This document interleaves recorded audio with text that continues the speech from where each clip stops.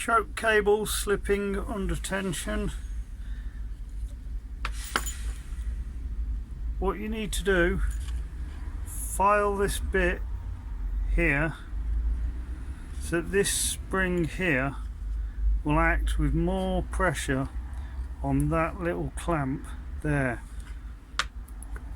Once you've reduced the height of that, all the spring pressure will act on the back of that and hold the extended choke cable in position.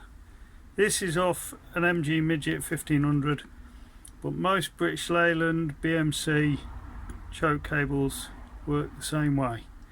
Lever that back using a screwdriver in that slot, and then another screwdriver pushing against here. Leave that off, take the clip out, file that down, then put it back together.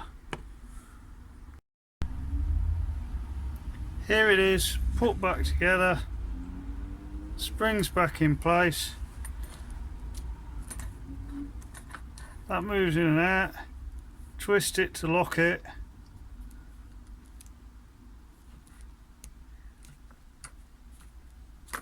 much firmer.